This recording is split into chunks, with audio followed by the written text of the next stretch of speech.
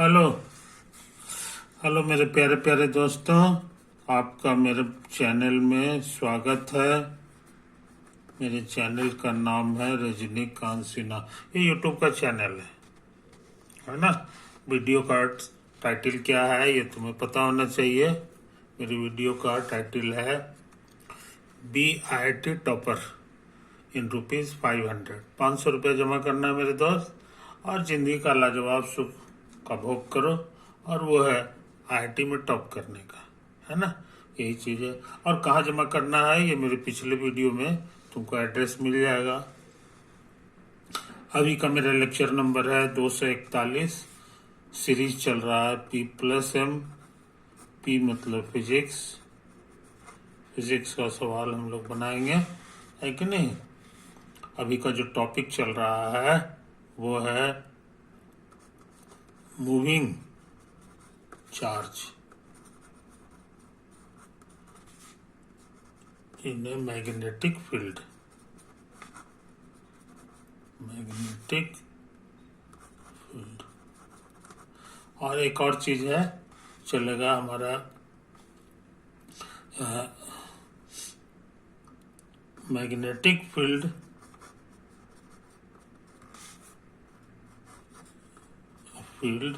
Due to current. सच पूछो तो STD करंट, यानी समय बदलेगा मगर फील्ड नहीं बदलना चाहिए, यही चीज है। तो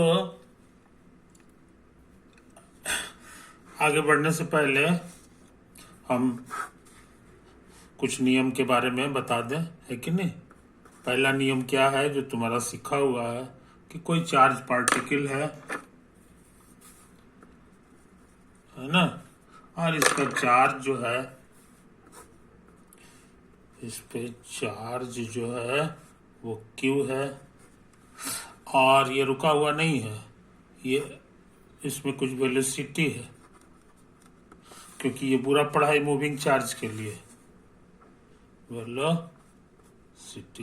वेलोसिटी का नाम दे दो वेक्टर V, यही रिप्रेजेंट कर रहा है वेक्टर V को।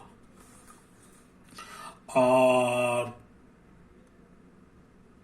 इस पे जो है ना, इस पे फोर्स लग रहा है, समझे कि नहीं। वजह क्या है कि कुछ मैग्नेटिक फील्ड है जिसके कारण इस पे फोर्स लग रहा है।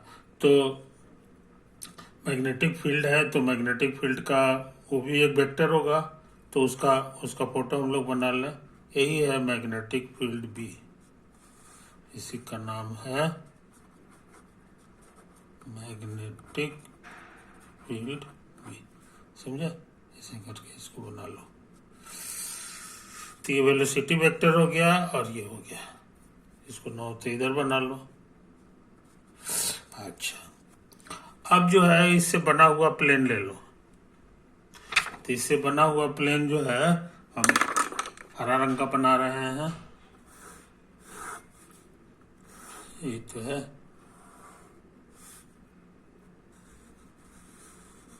ये फोटो हमने बना दिया प्लेन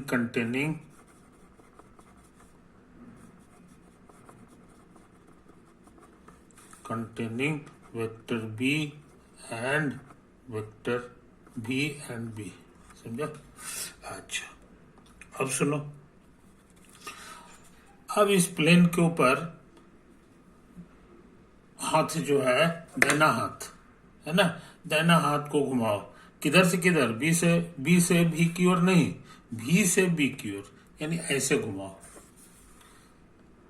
समझे, ये rotation of right hand,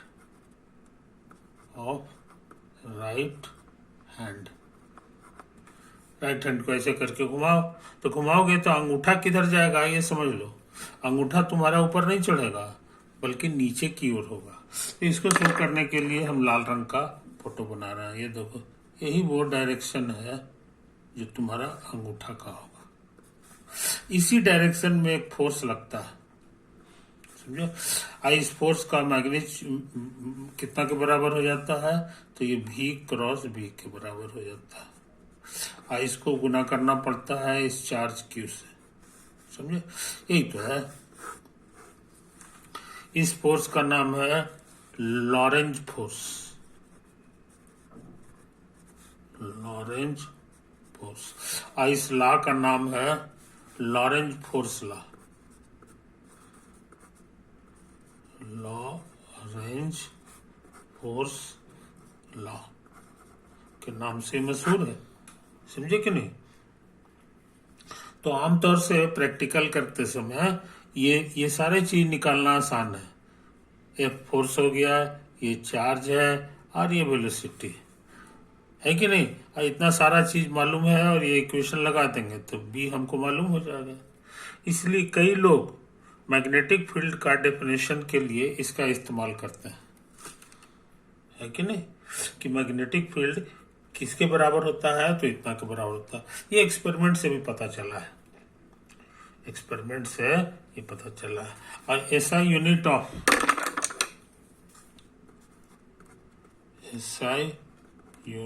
of B H T, इसको पढ़ते हैं टेस्ला। टेस्ला अमेरिकन साइंटिस्ट था, और टेस्ला एक कंपनी का भी नाम है, समझे? तो ये इस बात को समझ लो। अब हम दूसरा नियम की बात करने जा रहे हैं। दूसरा नियम की बात करने जा रहा है कि नहीं? तो यहाँ पे जगह कम है, इसलिए सोचते हैं ना इधर कर दें इसको काम, जरा हमारा जगह बचा हुआ है कि नहीं? इस बार हम लोग मान लें कि ये जो है ना, ये एक तार है जिसमें करंट फ्लो कर रहा है।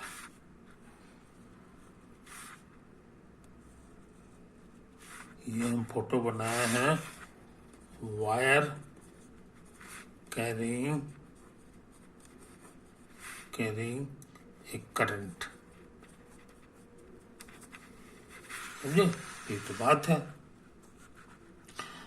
तो आमतौर से पाया गया है, मान लो इसमें करंट फ्लो कर रहा है तुम्हारा आई करंट इसमें चल रहा है कि नहीं? तो आई करंट जो है पूरे यहां से यहां तक में चल रहा है। तो आई करंट के कारण आसपास में मैग्नेटिक फील्ड पैदा हो जाता है। ठीक इसका उल्टा हो गया। मैग्नेटिक फील्ड पहले से था और चार्ज मूव कर रहा था, तो फोर्स पैदा हो गया था। पैदा क्या हुआ था? फोर्स पैदा हो गया था, है कि नहीं?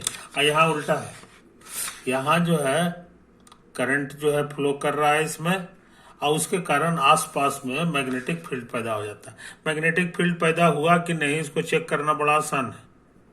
देखो बच्चा लोग को खेलने वाला मिलता है मैग्नेटिक नीडल, यहाँ पे रख दो, है कि नहीं? यहाँ रख दो, अगर कांटा जो है खास डायरेक्शन में रुके तो समझ लो कि मैग्नेटिक फील्ड है यहाँ पर, है ना? ये तो है कहानी। तो लेबोरेटरी में हम लोग इसी से जान जाते हैं कि मैग्नेटिक फील्ड तैयार हुआ कि नहीं। नजदीक में ले जाएंगे और इसमें काफी करंट फ्लो करा देंगे तो कांटा जो है कंट्रोल में आ जाता है इसके करंट के कारण, समझे कि नहीं? जैसा करंट जैसा फील्ड रहेगा उसी के अनुसार से वो कांटा जो है दिखाई देगा। तो मैग्नेटिक फील्ड पैदा हो जाता है जी।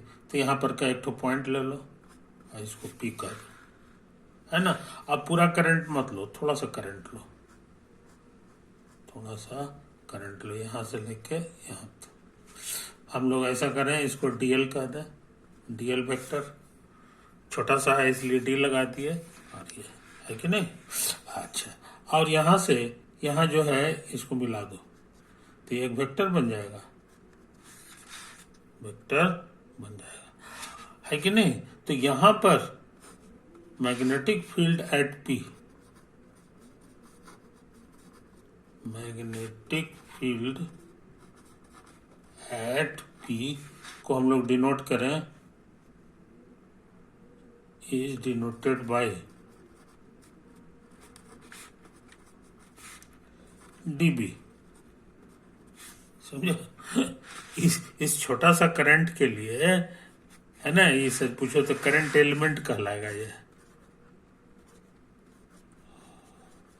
करंट एलिमेंट ये कहला जाएगा डीएल ये वेक्टर हो गया और गुना आई से गुना कर दो, ठीक है। तो इसके कारण इस पॉइंट पर कितना मैग्नेटिक फील्ड हुआ, तो उसका नाम हमने डीबी रख दिया।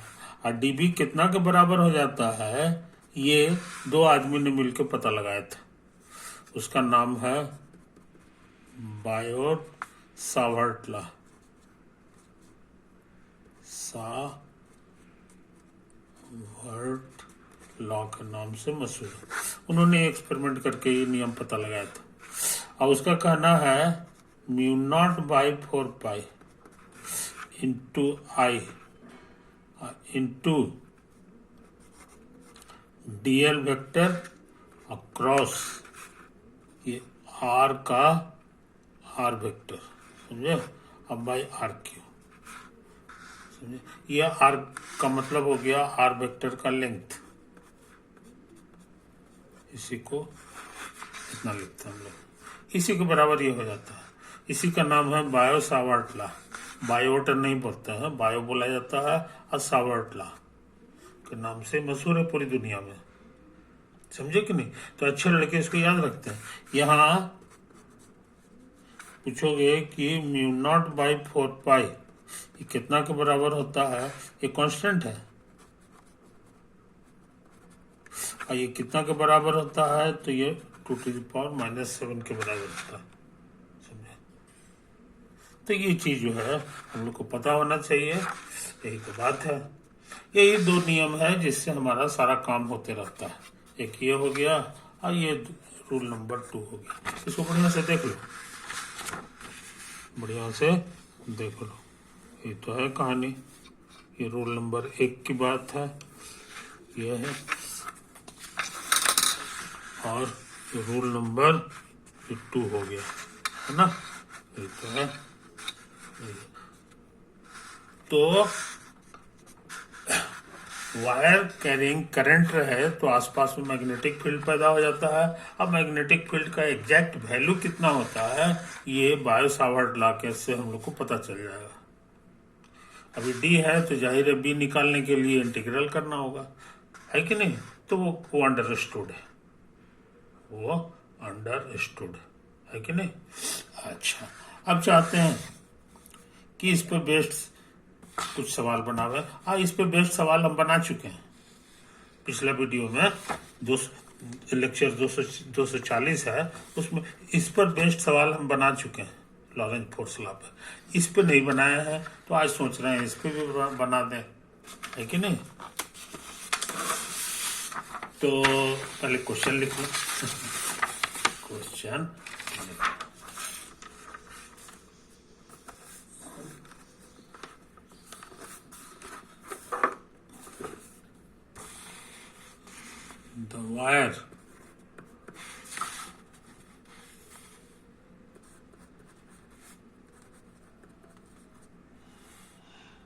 the wire loop PQRSP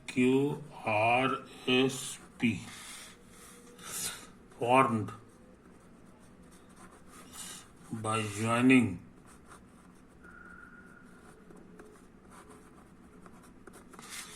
two semicircular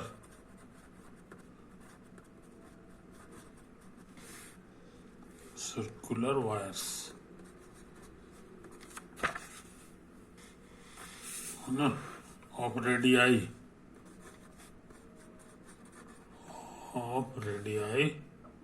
capital R1 and capital R2 carrying a current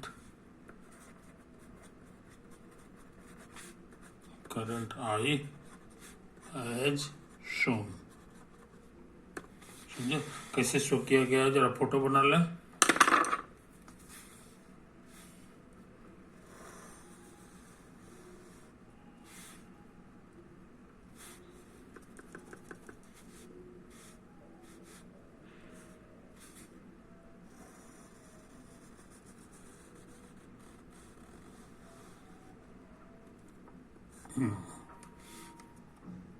समझो, यही है PQRSP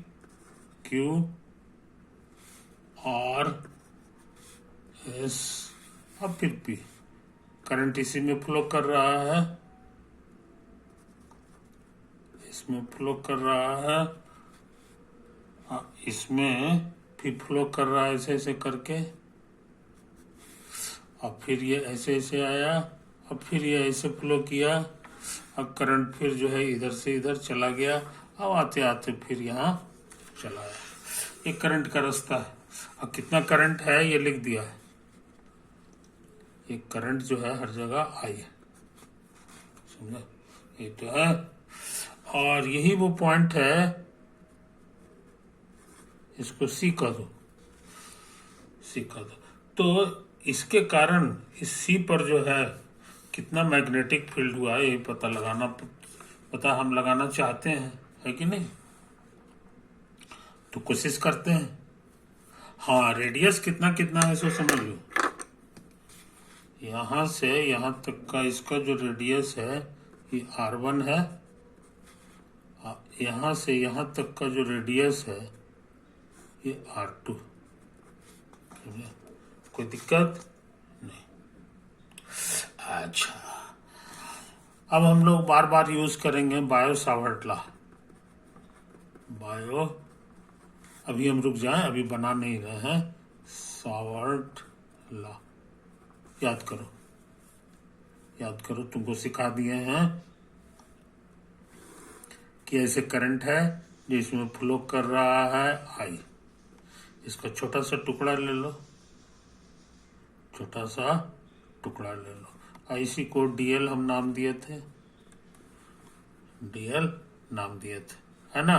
और यही कोई पॉइंट था जहां से ये वेक्टर जो है हमारे लिए R है। तो यहां पर का जो मैग्नेटिक फील्ड होता है इसका फॉर्मूला है μ0/4π I और DL और क्रॉस R वेक्टर और बाय RQ। कोई दिक्कत नहीं। तो यही तो फॉर्मूला था, इसी का नाम था बायो सावर्ट लॉ, है कि नहीं।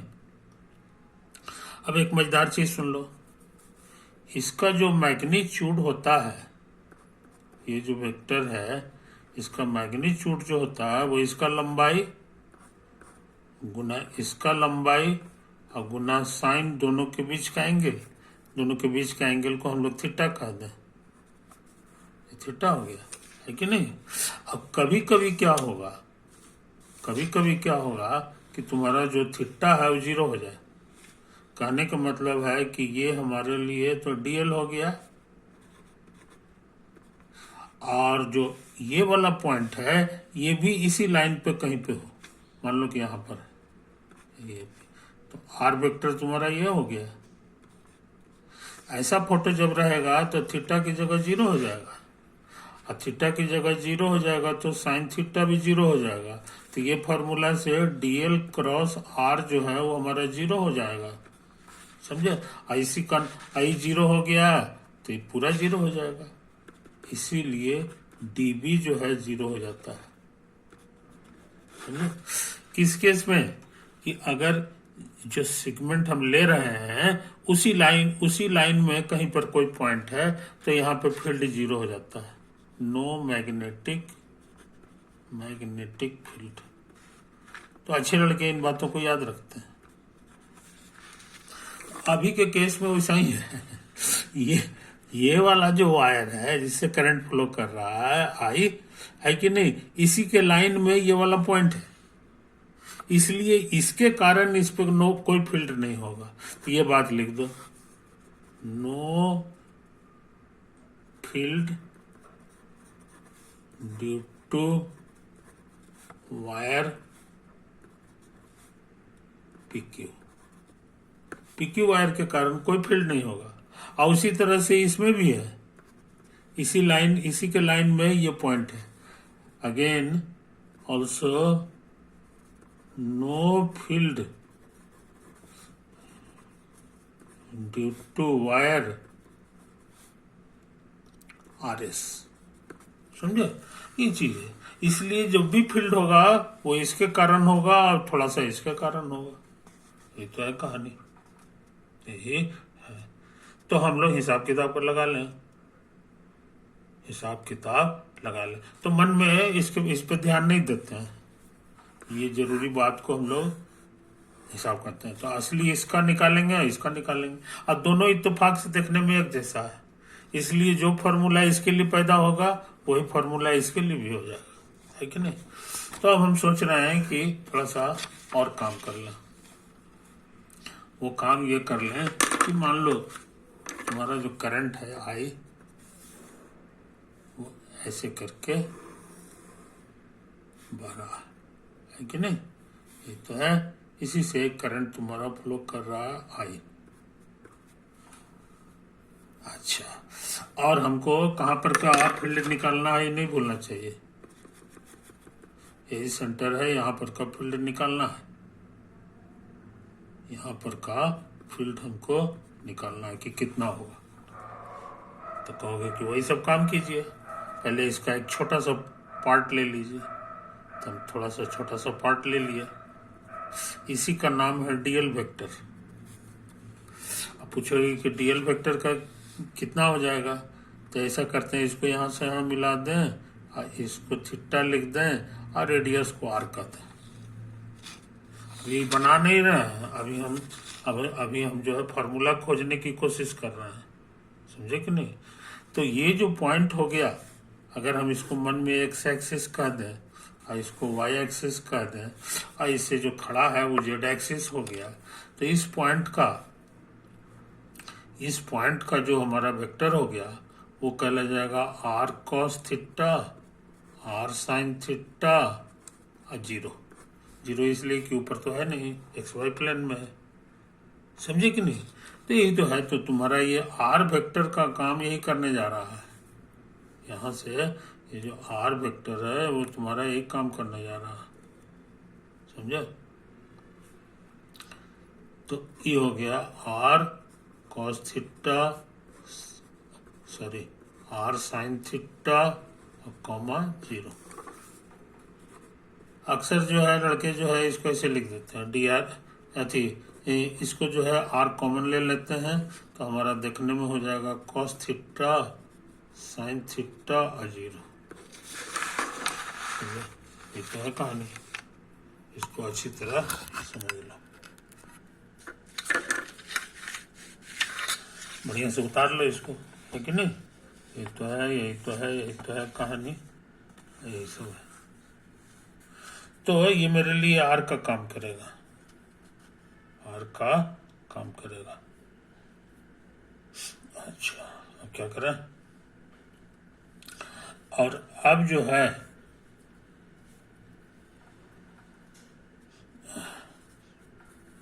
नहीं, आर का काम ये नहीं करेगा, ये जो करंट एलिमेंट है उससे जो पॉइंट के ऊपर जाता है वेक्टर, उसी को कहते हैं। तो हमको यहाँ पर का चाहिए, इसीलिए इसका उल्टा हो जाएगा, सच पूछो तो ये माइनस आर है, तो आर वेक्टर हमारे लिए हो गया,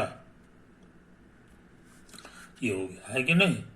अच्छा खैर अभी आर रहने दो, आर रहने दो, बाकी काम हम लोग कर लेंगे। और उसके बाद अभी हमको चाहिए डीएल। डीएल का मतलब हो गया डिफरेंशियल ऑफ आर, समझे। ये आर है, उसका ये डिफरेंशियल हो जाएगा। तो डिफरेंशियल कैसे निकलता है हम लोग समझ लें, आर की जगह इसको उतार दो, कॉस थीटा साइन थीटा और जीरो। आर कांस्टेंट है, बाहर आएगा, अब डिफरेंशियल सबके बगल में पहुंच जाएगा।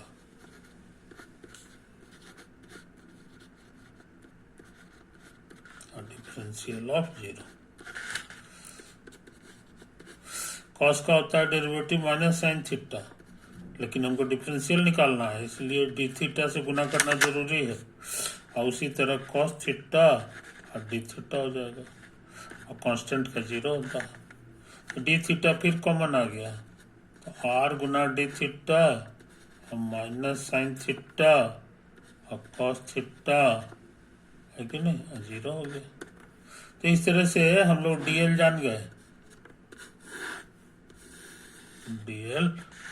ये फार्मूला का हम इस्तेमाल करने जा रहे हैं, ये निकाल चुके हैं, और ये आर की जगह लिखना है खाली, है कि नहीं। तो तेजी से काम करें, तेजी से काम करें। तो ऐसा करते हैं,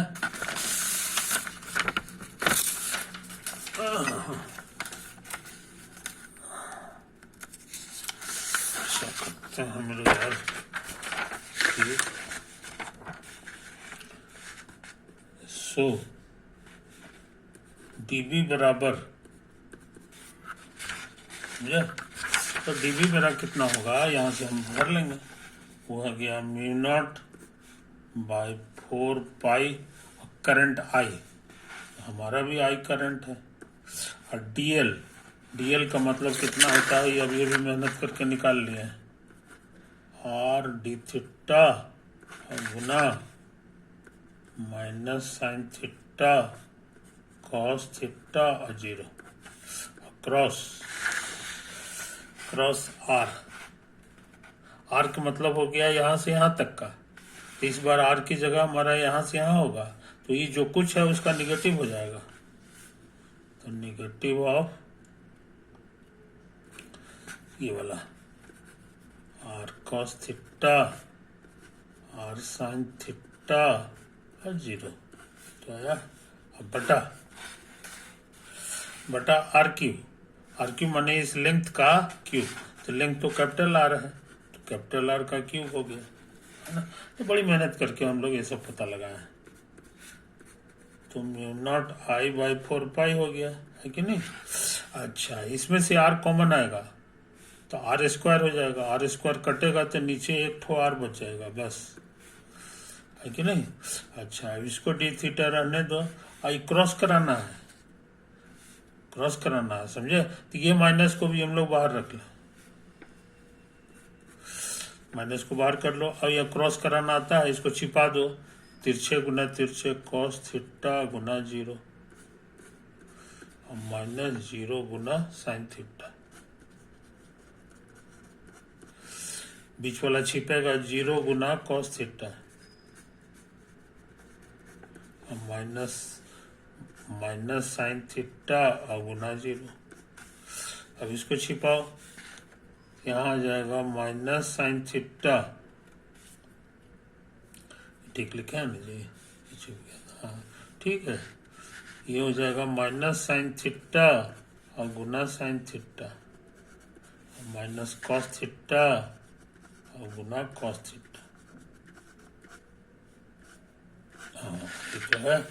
अब देखो म्यू नॉट आई -1 और 4 पाई आर और डी थीटा, गुना करेंगे 0 minus sine square theta minus cos square theta, लगता है -1 दे दिया, तो डीबी हम लोग जान गए,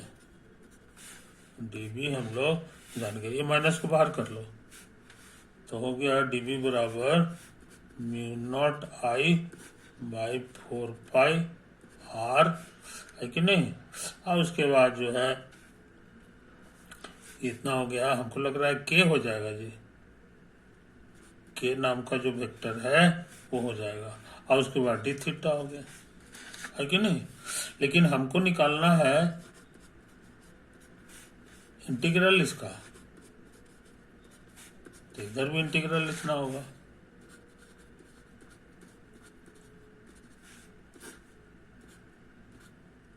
और पाई आर और डी थीटा, आई पूरे पर है, अगर सेमी सर्किल, अगर सेमी सर्किल, तो सेमी सर्किल में थीटा कम से कम कितना होगा सो समझ लो, यहाँ से लेकर के यहाँ के लिए थीटा 0 है, और घूम के यहाँ आएगा तो हमको लगता है पाई हो जाएगा, तो थीटा हमारा 0 से पाई तक है, इसको इंटीग्रेट करना बहुत आसान है, ये पूरा चीज कांस्टेंट, तो इंटीग्रल के बाहर आ जाएगा,